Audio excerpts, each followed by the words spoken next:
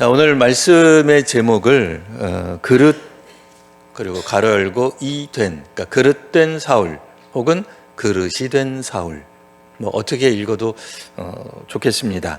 근데 이제 두 가지 다 이야기하려다가 보니까 제목에 좀 말이 좀 이상하긴 합니다만, 그러니까 이제 그러니까 이제 잘못된 어떤 사울이 있었다면 결국에는 하나님의 사용하시는 하나님의 그릇이 되는 사울이 있다. 이제 그 얘기를 이 제목에 담으려고 하다가 보니까 좀 이상하지만 이렇게 담게 됐습니다.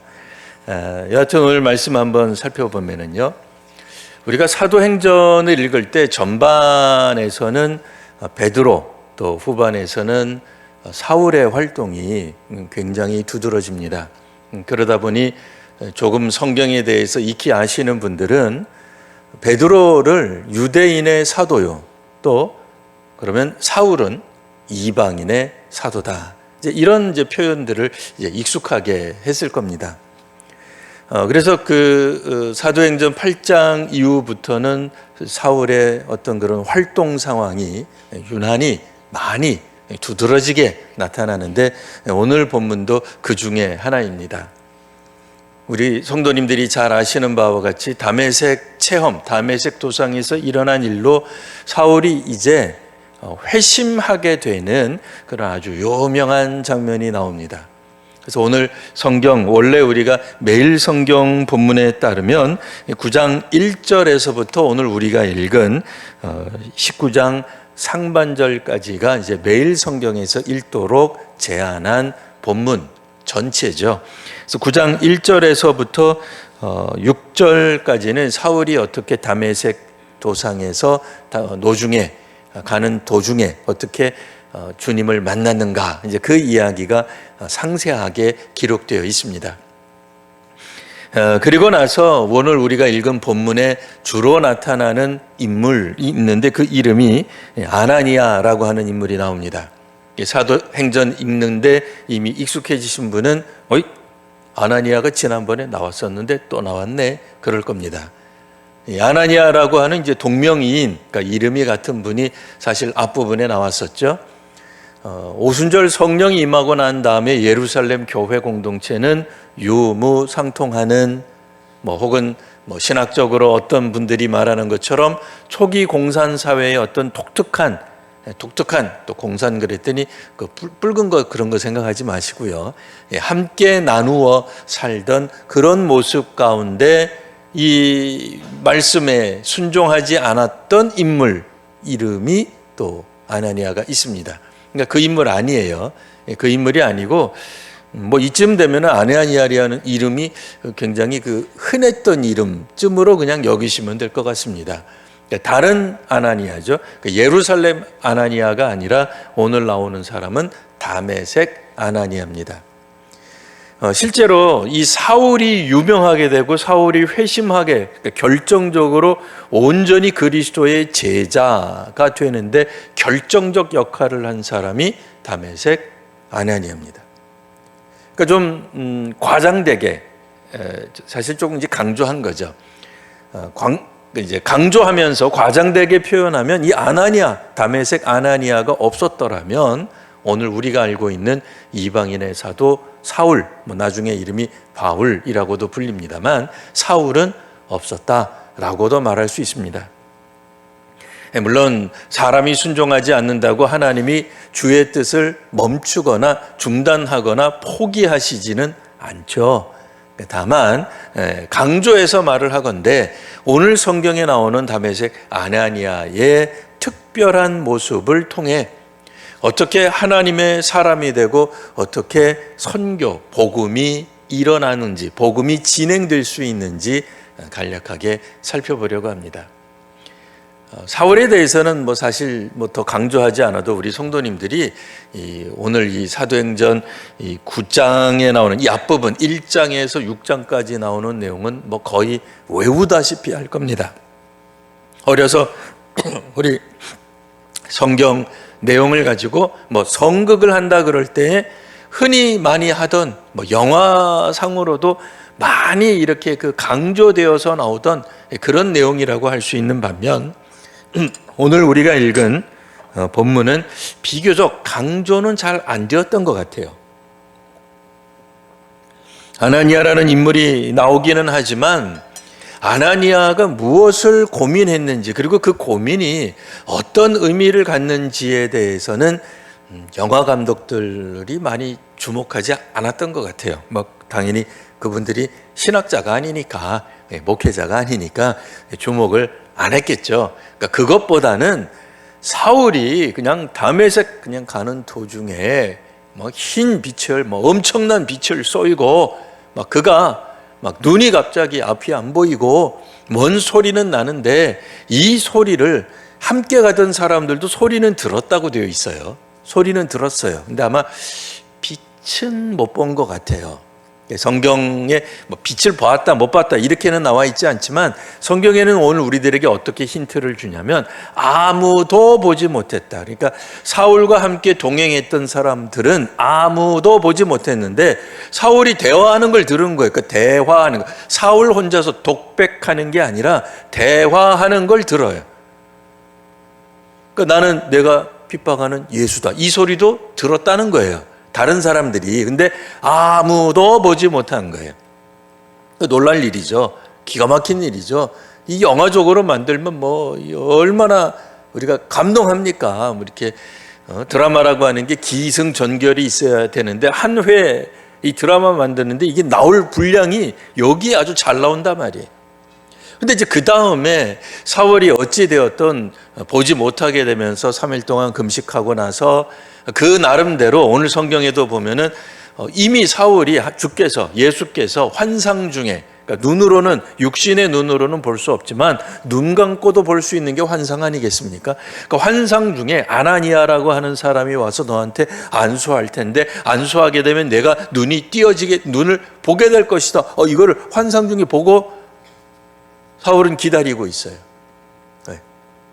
근데 이런 내용들은 특별히 영화적 이 감상으로 생각할 때 우리가 기승전결 이렇게 거기에는 좀 잘 안 가는 것 같아요. 그런데 사실 우리들은 굉장히 주목해야 됩니다. 그러니까 왜 주목해야 되냐면, 아나니아가 주께서 환상 중에 이제 아나니아에게 이렇게 질문을 하죠. 주께서 말씀하시기를, 그게 이제 10절에 나옵니다.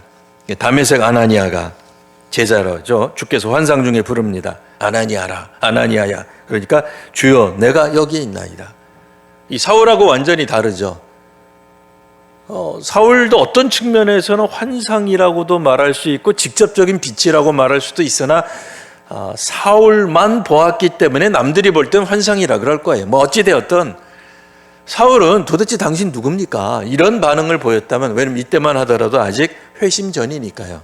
예수 믿기 전이니까 그런 반응 당연합니다. 근데 아나니아가 뭐라 그래요? 주님, 제가 여기 있습니다. 11절, 주께서 말씀하시기를, 자, 일어나 직가라 하는 거리로 가서, 직가, 이거 우리말 번역입니다. 그러니까 현지어 직가, 그러니까 직가가 현지어가 아니에요. 예루살렘 이런 것처럼 현지어가 아닙니다. 그냥 바른 길이라고 불리우는 그런 거리로 가는 거예요. 여하튼 유다의 집 다소 사람에 만나게 될 것이다. 유다의 집에서 다소 사람, 다소 출신 사울이라고 하는 사람을 만날 것이다. 그러니까 그가 기도하는 중이다. 그러니까 그한테 가서 어떻게 하라는 거예요? 안수하라는 거예요. 왜 안수하라는 거예요? 12절 말씀에 보면 이미 사울이 환상 중에 내가 사울에게 미리 말해뒀다, 언질해뒀다, 환상 중에 말해두었으니 가서 네가 안수해라, 그 얘기예요. 자, 여기서 이제 우리가 주목해야 될 부분이 13절, 14절입니다. 우리 조금 전에 다시 한번 읽었습니다만 한번 우리 다시 한번 성경을 읽어보도록 하겠습니다. 자, 13절과 14절입니다. 자, 시작.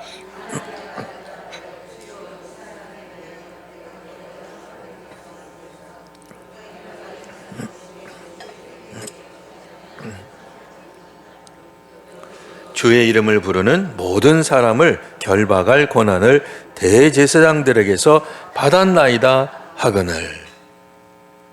어떻게 보면은 응답은 하기는 했는데 어떤 응답이에요? 약간 거절을 담고 있는, 그러니까 순종하기에 좀 꺼려하는 주님하고 속된 말로 맞짱 뜨자 그런 건 아니에요. 그렇게까지 하는 건 아닙니다만, 적어도 즉각적인 순종과는 거리가 있는 모습을 보여줍니다. 자, 그러면 아나니아가 왜 이런 모습을 보였을까요? 당연히 13절과 14절에 상세하게 나옵니다. 아무리 주님이 우리에게 명령하신다 한들, 성령께서 우리에게 직접적으로 감동을 시켜주신다 한들, 예수께서 환상 중에 나타나 직접 우리에게 마치 구약 성경의 예언자처럼 나타나서 말씀하시든 우리가 순종하기 어려운 부분이 있다, 그 얘기예요. 그 순종하기 어려운 부분이 뭐예요? 한마디로 요약하면 우리 자신의 경험이에요. 우리가 가지고 있는 신학이에요. 우리가 가지고 있는 역사적 경험이에요. 우리가 생각할 때 우리는 성경적으로 언제나 옳다고 생각합니다. 왜? 이미 환상 중에 주께서 부르실 때 주여요, 제가 여기 있습니다 라고 즉각적으로 주님이신 줄 알기도 하고 반응할 정도면 성령 충만하다, 이렇게 말할 수 있습니다. 그런데 우리가 즉각적으로 모든 사람들이 순종하느냐? 아니라는 거예요. 오늘 본문에는 순종하기는 해요. 그러나 온전한 순종은 안 해요. 그러면 이 이야기가 사도행전에서 어떤 의미를 갖느냐, 이게 중요한 거죠. 영화 감독은 보지 못하지만 신학자는 바라볼 수 있는 그게 뭐겠어요? 사도행전에 나타나 있는 내용 중 하나가 무엇이냐? 성령께서 임하시면 우리는 예루살렘과 온 유대와 사마리아와 땅 끝까지 이르러 주의 증인이 될 것입니다. 근데 문제는 뭐예요? 사마리아에 누가 가느냐 이거예요. 그럼 예루살렘에 있었던 사람들이 갔지. 우리 이제 흔히 그렇게 생각하면 맞습니다. 예루살렘에서 기도하며 기다리고 예수께서 말씀하신, 아버지께서 보내겠다고 하신 성령을 기다린 주의 제자, 소위 말하는 오순절 성령 체험한 사람이 온 유대를 넘어 사마리아와 땅끝으로 나아가는 건 맞습니다. 맞는데 우리가 아나니아, 첫 번째 나왔던 아나니아 기억하시죠? 어쨌든 예루살렘 교회에 어떤 문제가 있었어요? 그렇게 놀라운 성령 충만한 다음에 유무상통하기도 하고 놀라운 축복이 있었어요. 자, 그런데 그 다음에 어떤 문제에 봉착하게 됩니까? 헬라파 유대인과 히브리파 유대인 사이에 갈등이 있었어요. 유대인이라고 해서 다 같은 유대인이 아니었어요. 유대인 중에서도 국내파가 있었고 해외파가 있었다고 말씀드렸습니다. 우리도 독립운동할 때 국내파가 있고 해외파가 있었던 것처럼, 그러니까 국내파가 대부분 어때요? 사실은 우리는 조금 다르긴 합니다만 대부분 국내파가 훨씬 더 많은 영향력을 가지기를 원해요. 왜요? 고난의 시간에 그들은 조국을 떠나지 않고 그 자리를 지켰다, 그 얘기예요. 어디 해외 나가가지고 자기네들 고생도 안 하고 일제치할 때 고생도 안 하고 저 해외 돌아다니면서 그것이 중국 땅이 되었던 미국 땅이 되었던 유럽 땅이 되었던 해외 돌아다니면서 독립운동하는 게 그게 대수냐? 국내에서 그게 진짜지? 이렇게 생각하는 경향이 있단 말이에요. 근데 이스라엘은 물론 그것과는 조금 다르긴 합니다만 진짜 유대인은 구약 성경 시대에 누구? 남유다 백성, 남유다 후손이 진짜 유대인이다라고 하는 역사적, 신학적 자부심이 있었단 말이에요. 사마리아는 이건 북이스라엘의 후손이기는 한데 이스라엘 사람들 맞기는 하는데 북이스라엘 대표적 왕 그러면 우리는 퍼뜩 누가 떠올라요? 아하방 떠오르잖아요. 그 어떤 왕이에요? 못된 왕 아닙니까? 북이스라엘은 솔로몬이 죽고 난 다음에 두 나라로 나뉘었을 때부터 우상숭배한 나라가 북이스라엘이에요. 그러니 남유다 출신들이 생각할 때는 저거 가짜예요. 저건 믿을 수 없는 거예요. 같은 유대인이지만 부끄러워요. 어디 가서 유대인 소리 하지 마라. 그런 생각이 들었단 말이에요. 그러니 사마리아에도 분명히 사도행전 1장 8절에 보면 성령이 임하게 되면 온 유대와 사마리아까지 가야 되는데 그 사마리아는 누가 가느냐? 국내파 유대인이 가느냐? 안 간단 말이에요. 안 가요. 왜? 그들이 가지고 있는 역사적 경험이 뭐예요? 국내파 유대인이 진짜 유대인이에요. 어디 사마리아 이 시답지 않은 이 민족 같지도 않은 어쩌다가 보니까 우리가 유대인이라고 부르기는 하지만 부끄럽다고 얘기해요. 부끄러운 거예요. 어디 사마리아가 감히 예수님의 시절, 예수님이 활동하던 시절에도 주의 제자들이 예수님 걱정하는 장면이 나와요. 요한복음에 보면 주님 어쩌자고 사마리아 여인하고 대화를 하십니까? 말할 사람이랑 대화를 해야지. 이런 천한, 여자라서 천한 게 아니라 사마리아라서 천한 거예요. 이 천한 사마리아 사람하고 주님이 대화를 하신단 말입니까? 그 여인조차도 그 얘기를 해요. 당신 유대인인데 어떻게 나하고 대화를 합니까? 나한테 왜 물 달라고 합니까? 그 얘기가 나올 정도예요. 또 다른 복음서에 보면은 주의 제자들이 길 가다가 주님 저 사마리아에 좀 벌 좀 내리시죠. 하늘로부터 그냥 재앙이 그냥 불이 그냥 확 내려가지고 저 사마리아 그냥 확 뒤집어지게 좀 주의 권능 내가 인정합니다. 내가 예수 믿는다니까요. 여기 중요한 게 나오죠. 예수를 믿어도 동족인데도 동족 같지 않은 동족에 대해서는 뭐라고 생각해요? 주의 심판이 임할진저 이렇게 생각하는 거예요. 그러니 사마리아에 가는 사람은 그러니까 유대인이 가기는 가요. 안 가는 건 아닌데 누가 가요? 국내파 유대인, 히브리파 유대인이 가는 게 아니라 헬라파 유대인인 누구? 빌립이 가서 전도한다 그 얘기예요. 쉽지 않습니다.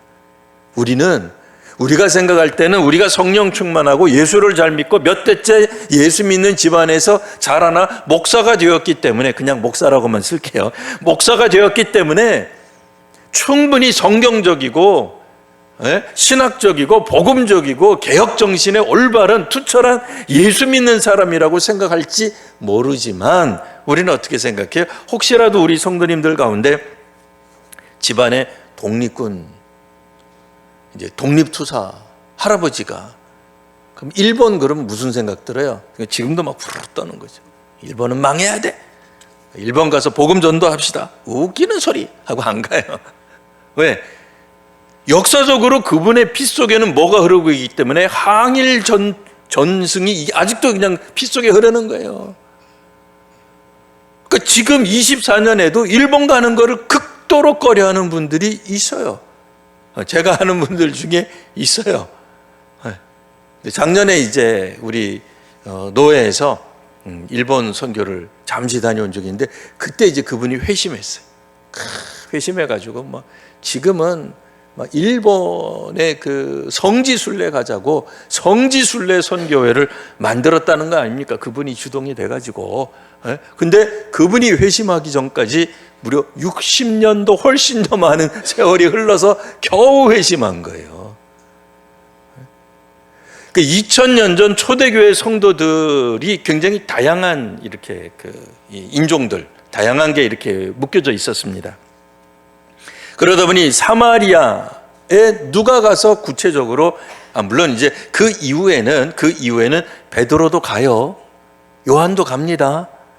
성경 우리 사도행전 1장 읽다 보면 어떻게 나와 있어요? 사마리아에도 복음이 전파되었다는 이야기를 듣고 베드로와 요한이 가서 실사를 합니다. 확인하러 가요. 그래서 사마리아 사람들도 예수를 믿는구나, 이게 제대로 된 복음이구나 라고 하는 것을 알고는 그들을 위하여 기도하는 장면이 나온단 말이에요. 그러니까 사도들조차도, 베드로와 요한은 어느 파라고 말할 수 있어요? 사마리아 출신 아닙니다. 유대 출신, 국내파 출신 그리스도인이라고 말할 수 있어요.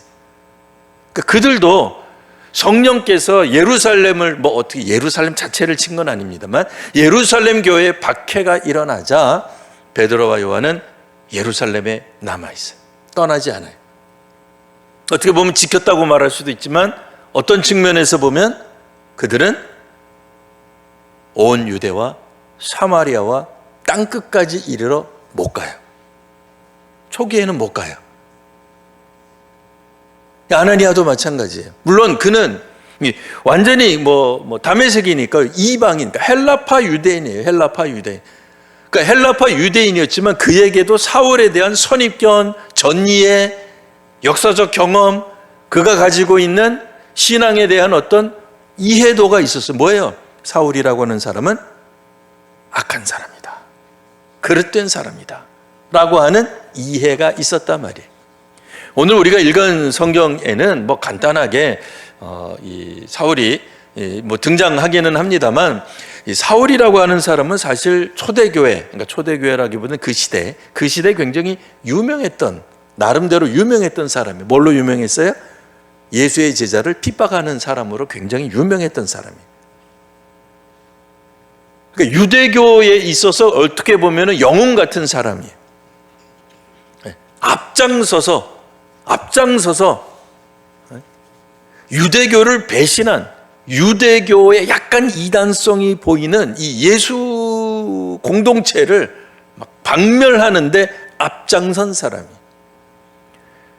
사울 입장, 그러니까 유대인들 입장도 우리가 이해할 수는 있어야 됩니다. 뭐 그들이 옳다는 건 아니지만 이해할 수 있어야 됩니다. 얘가 좀 적절할지 어떨지 잘 몰라서 몇 가지를 제가 한번 써봤습니다.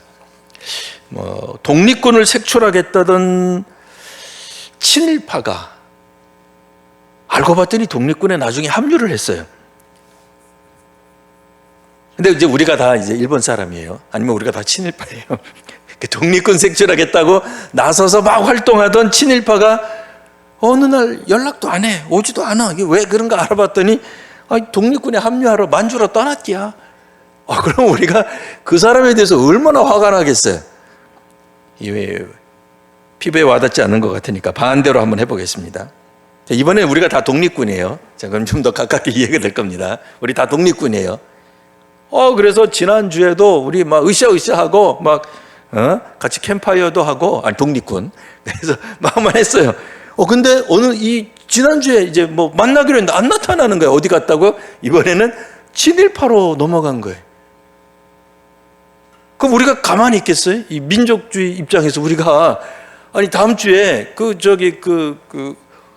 기차역에서 우리 암살해야 되는데 안 나온 거야. 이런 못된 사람이 있겠어요? 화가 나지, 화가 안 나겠어요? 자, 여기까지만 하고. 유대교 입장에서 생각해 보면 사울은 영웅이에요. 뭐 독립군은 아니지만, 뭐 예수 믿는 사람들, 왜냐면 예수 믿는 사람들이 초반에는 이 유대교 회당에 잘 나타났어요. 그러니까 유대인들이 생각할 때는 이 사람들이 신실한 사람들이구나. 그러니까 뭐 예수를 믿는지 뭐 그런 거 잘 모르잖아요.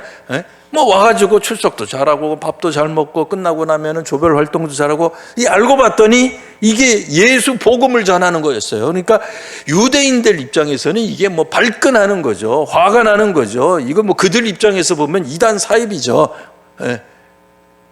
그런데 이걸 어떻게 뭐 논리적으로 해도 그냥 막 논리적으로 막 밀리고, 뭐 능력도 유대교에서는 안 나타나고, 막 속은 상해 죽겠는데 사울이라는 젊은이가 나타나서 예수 믿는 사람들을 박멸하기 시작하는데 얼마나 행복하고 보람되고 기쁘고 자랑스럽겠냐 말이에요. 그러니까 반대편에서 보면, 예수 믿는 사람들 입장에서 보면 사울이라는 이름은 이건 공포스러운 거예요. 끔찍한 인물인 거죠. 근데 그가 어느 날 갑자기 예수를 믿었다는 거예요. 근데 오늘은 그날 어느 날 갑자기도 아니에요. 그죠? 그날 어느 날도 갑자기가 아니라 아나니아 입장에서는 분명히 사울이 온다, 이거 뭐 광고하지 광고 안 했겠어요? 왜 사울이 혼자 온 것도 아니고 여러 사람하고 같이 왔어요. 미리 광고하고, 왜? 공포심을 심어주는 게 좋으니까. 너희 다메섹에서 예수 믿는 사람들 이제 내가 가니까 너희들 이제 끝장난다 하고 이렇게 우하고 몰려오는데 3일 만에, 그러니까 우리 이제 다메섹에 입성한 지 3일 만에 가서 그에게 안수하라는 주의 명령이 떨어졌는데 이거 가겠냐 말이에요. 우리 같으면 못 가죠. 물론 이제 주의 말씀이니까 아나니아가 가기는 가지만 이거 쉬운 일이 아닙니다. 왜? 우리가 가지고 있는 경험 무시 못합니다. 우리가 가지고 있는 가치관이라는 게 있어요. 역사적 경험 아니에요. 예루살렘에서 스데반이 죽었대야. 그 얘기 다 들은 거예요. 그 스데반 말고도 수많은 그리스도인들이 이 사울파라 그래야 되나? 이 뭐라 그래야 돼?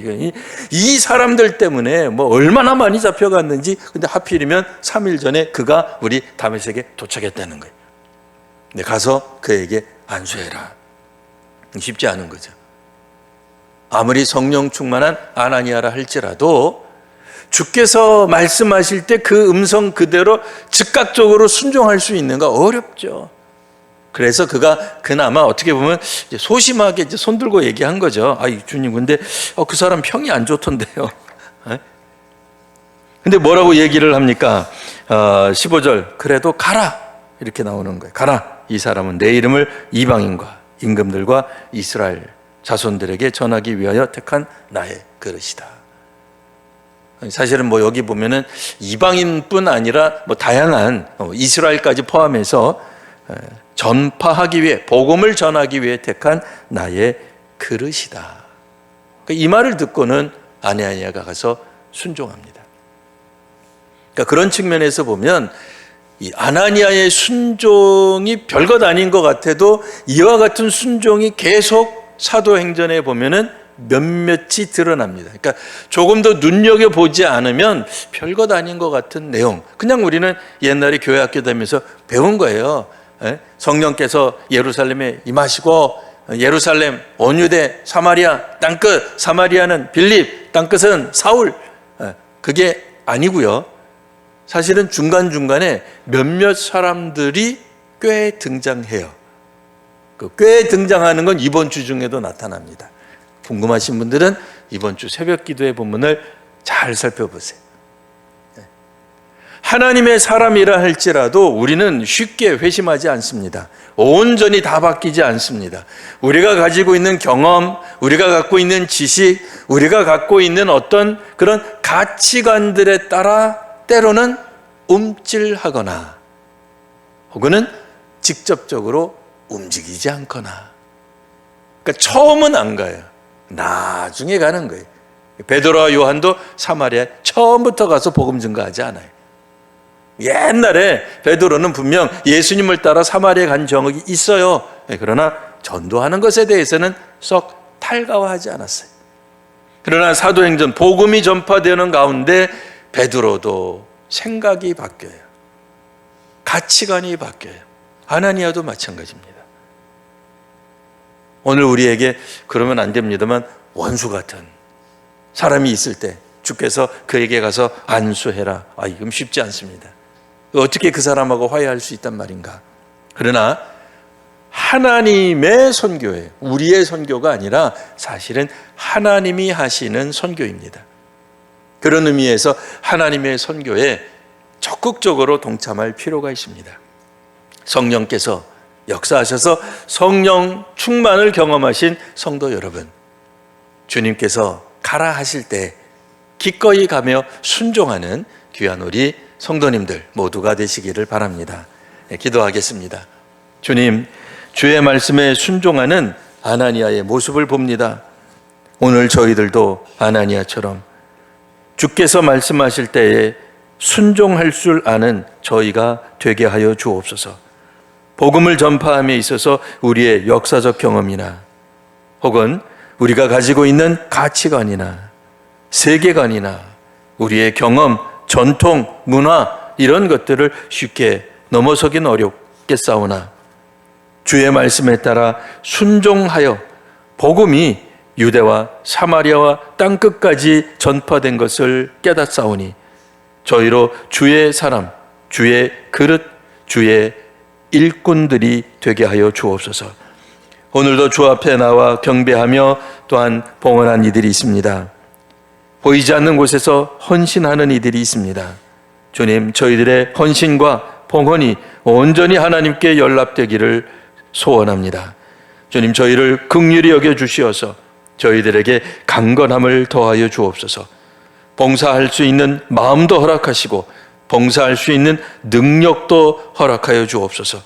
여러 가지 핑계들이 있겠으나 그 핑계들을 딛고 주 앞에 나아가 봉사하며 헌신할 줄 아는 오늘 이 시대의 성도와 교회가 되게 하여 주옵소서. 예수님 이름으로 기도합니다. 아멘.